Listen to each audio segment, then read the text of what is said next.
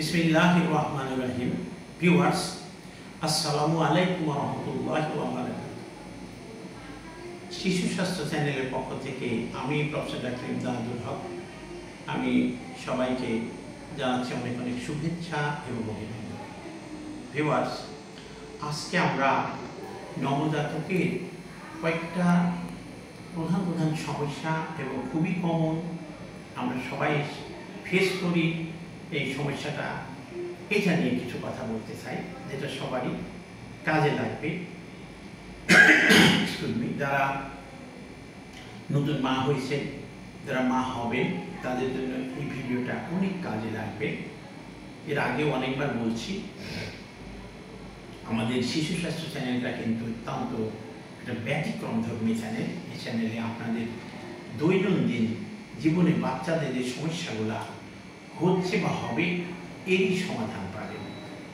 এই তো এটা নিয়ে কি বলবো, এক নম্বর বলবো, আমরা তো চাইবো সবার শিশুটা হাসপাতালে জন্মগ্রহণ করবে, কিন্তু বাড়িতে তো জন্মগ্রহণ করতে পারে, সমস্যার মধ্যে পড়তে পারে।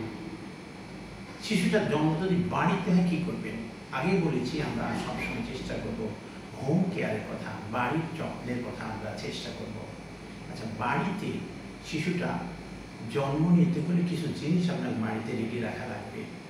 পরিষ্কার কিছু কাপড় রাখা লাগবে, নতুন একটা ব্লেড রাখা লাগবে, সুতা রাখা লাগবে, গরম পানি করার জন্য বোল রাখা লাগবে যাতে তাড়াতাড়ি গরম পানিটা করা যায়, যাতে করে জন্ম নেওয়ার সাথে সাথে শিশুটাকে নাভিটা বেঁধে নিয়ে, দুই দিকে বেঁধে নিয়ে সেপারেট করে, কারণ ওই জায়গা তো আমরা যে ফরসেপগুলো ইউজ করি বাড়িতে তো সেটা থাকবে না, সেপারেট করে নিয়ে বাচ্চাটাকে যত্ন শুরু করেন। মায়ের যত্ন আলাদা মানুষ, বাচ্চার যত্ন আলাদা মানুষ চলে আসেন। মায়ের তো প্লাসেন্টা বা ফুল গর্ভফুল বলেই মায়ের একটু হয়তো ব্লিডিং থাকতে পারে, লক্ষ্য রাখবেন। যদি মায়ের বেশি ব্লিডিং হয় তাহলে তো হসপিটালে আসতেই হবে। আর বাচ্চার জেনে বলি, বাচ্চাকে দেখবেন জন্মের সাথে সাথে বাচ্চা কাঁপা শুরু করছে, শীতকাল হলে তো আরও কাঁপবে। সুন্দর একটা ফ্ল্যাট সারফেস ট্রের উপরে একটা পরিষ্কার টাওয়েল, পরিষ্কার কাপড় দিয়ে রেখে দিয়ে দেবেন। বাচ্চাকে পাওয়ার সাথে সাথে বাচ্চার গাটা একটু আস্তে করে মুছে দিয়ে দেবেন, আলতো করে, ডলাডলি লাগবে না। গায়ের যে সাদা জিনিস আছে সেটা তোলার চেষ্টা করবেন না, পানিটাই জাস্ট। কারণ মায়ের পেটের মধ্যে টেম্পারেচার এক আছে, বাইরে টেম্পারেচার অনেক কম। এই টেম্পারেচারে আসার জন্য বাচ্চাটা সিভিয়ারি হবে, মানে কাঁপ হবে, ভয় পাবেন না। বাচ্চার মুখের মধ্যে দেখবেন একটু লালচে থুতু আছে, এটা নিয়েও ভয় পাবেন না। কি করতে হবে এবার শুনে, মা বাচ্চার পানিটা ইয়ে করে আস্তে করে বাচ্চাটাকে ট্রেতে করে রাখেন। মুখের মধ্যে যেটুকু আছে শ্লেষা আগে থেকে আছে, সেটা করবেন কি, ভালো করে আঙুলে একটু পরিষ্কার কাপড় পেঁচা নিয়ে মুখটা পরিষ্কার করে দিয়ে দেন। একটা কথা খেয়াল রাখবেন, বাবুটা খেয়াল রাখেন জন্মের সাথে সাথে 1 মিনিটের মধ্যে বাবু কান্না করার কথা, কান্না করছে কিনা। এটা বারবারই বলছি, জন্মের 1 মিনিটের মধ্যে কান্নাটাকে আমরা বলি গোল্ডেন 1 মিনিট। এই গোল্ডেন 1 মিনিট খুবই জরুরি, খুবই জরুরি। যাদের গোল্ডেন 1 মিনিট পজিটিভ আছে, অর্থাৎ যারা কাঁদছে তারা ভালো থাকবে, যারা কাঁদবে না তাদের সমস্যা হতেই পারে। তাদেরকে আমরাই বলবো শ্বাসরোধ। শ্বাসরোধ, তাহলে শিশুটা শ্বাস নিচ্ছে না। নাকটা মুখটা যদি পরিষ্কার কিছু থাকে, নাকটা পরিষ্কার করতে পারবেন না, মুখটা অন্তত পরিষ্কার করেন। এবার ভালো করে ফ্ল্যাট সারফেসে শুয়ে দিয়ে যদি কান্না না করে, যদি আস্তে করে পিঠে এইরকম করে, একটা কি দুইটা এরকম করে টান দেন, পিঠে আস্তে করে এই বর্ডারটা দিয়ে আস্তে করে দেবেন, ঠিক আছে? দেখবেন শিশুটা কান্না করে উঠবে। এতে যদি না হয়, মুখে মুখ লাগায় একটু নিঃশ্বাস, আমরা mouth to mouth rescue breathing বলি, এই কাজটা করবেন। দেখেন বুকটা ফুলছে কিনা, বুকটা ফুলছে কিনা। বুকটা ফুললে বুঝবেন বুকের মধ্যে বাতাস ঢুকছে। এইটুকুই আপনার বাড়িতে করণীয়, এর বাইরে করার আর তেমন কিছু নাই। যদি বুকটা ফুলে বাবু কাঁদে, সাথে সাথে বাবুটাকে আর একটা টাওয়েল দিয়ে জড়াই নিয়ে মুখটা খোলা রাখবেন, আর ওটা মাথা হাত পা সব ঢেকে রাখবেন। ঢেকে রাখবেন। আধা ঘন্টার মধ্যে বাবুটাকে মায়ের বুকে লাগাবেন। আধা ঘন্টা নিলে 1 ঘন্টা, 1 ঘন্টার মধ্যে দিতেই হবে। বুকে লাগাবেন, দেখবেন বাবুটা খাচ্ছে। বাবুটা খাচ্ছে, যদি খায় ওয়েল অ্যান্ড গুড। বাবুর ওজন আগে আবার বলি, বাবুর ওজন আগে হয়তো একসময় বলেছি কোনো এক ভিডিওতে, 2.5 থেকে 4 কেজির মধ্যে ওজন ভালো, গড়ে 3 কেজির মতো বা 3 কেজির মতো ওজন হতে হবে বাবুদের। 4 কেজি বা 4 কেজির ঊর্ধ্বে যাওয়া কিন্তু খারাপ। এটা দেখা যাবে বাচ্চাদের অনেক অনেক সমস্যা হচ্ছে। হয়তো মায়ের ডায়াবেটিস ছিল, সেই কারণে বাড়ছে, অথবা আদার কোনো কারণে বাড়ছে। আর 2.5 কেজির নিচে বাচ্চাগুলোও খারাপ। বাবুটা যদি টার্ম অর্থাৎ পরিপূর্ণ বয়সে যদি জন্ম নেয়, তাইলে কিন্তু আবারও বলছি 2.5 থেকে 4 কেজির মধ্যে ওজন হওয়ার কথা, গড়ে 3 কেজি।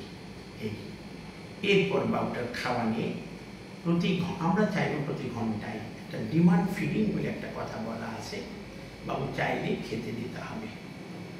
প্রতিটা বাচ্চাই জন্মের সময় ইউরিন এবং স্টুল পাস করে। আমরা একদিন ওয়েট করে, দ্বিতীয় দিন যদি না হয় অবশ্যই ডাক্তারের পরামর্শ হসপিটাল নিয়ে যাব। 95 to 99% বাচ্চারাই 24 থেকে 48 ঘন্টার মধ্যে প্রস্রাব পায়খানা করে। তবে প্রস্রাব যদি না করে, যদি পুরুষ মেল বেবি হয়, তাইলে কিন্তু সমস্যা, একটা খারাপ রোগ থাকতে পারে।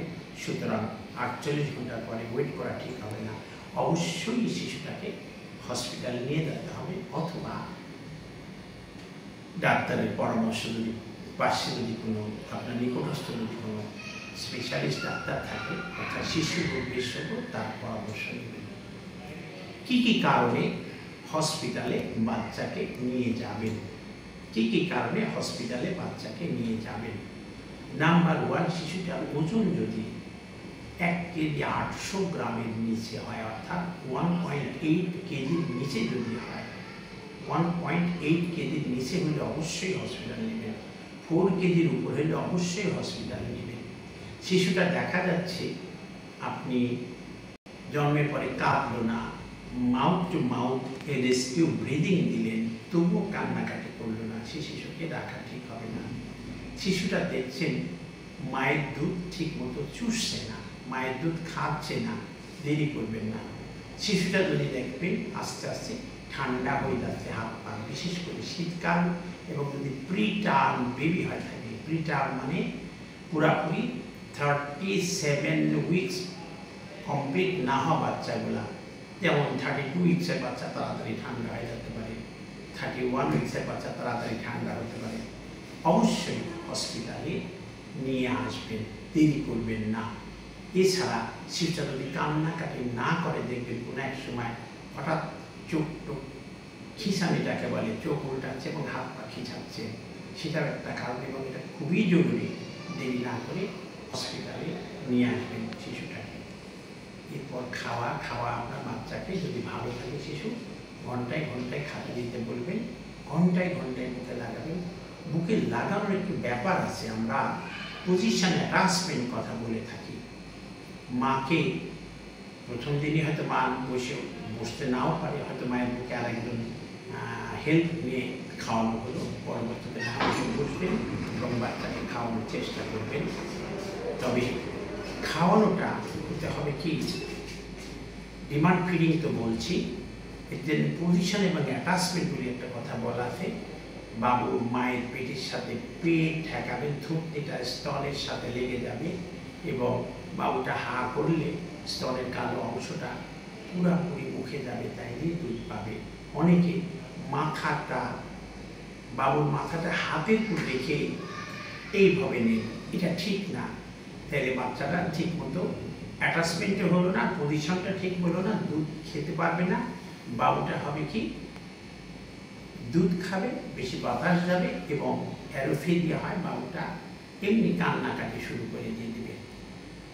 তখন মায়েদের ধারণা বাচ্চা দুধ পাচ্ছে না, মুখে দুধ নাই, এবং আমার একটা ভিডিও আছে, পায় না, খায় না, হয় না, এই শুরু হয়ে গেলে তখন বাইরের দুধ দেওয়া। তো এই কাজটা থেকে বিরত থাকবেন, ভালো করে ধরবেন, ভালো করে ধরে খাওয়ানোর চেষ্টা করবেন, ইনশাআল্লাহ বাবু দুধ পাবে, দুধভাবে খেতে পারবে বাচ্চাটা, ভালো থাকবে। ভিউয়ার্স, আজকে এই ভিডিওটা এখানে শেষ করছি। পরবর্তীতে আবার কোনো নতুন কোনো ভিডিও নিয়ে আপনাদের সামনে হাজির হব। সে পর্যন্ত আপনারা ভালো থাকবেন, সুস্থ থাকবেন এই কামনা করি। আল্লাহ হাফেজ। আসসালামু আলাইকুম ওয়া রাহমাতুল্লাহি ওয়া বারাকাতুহু।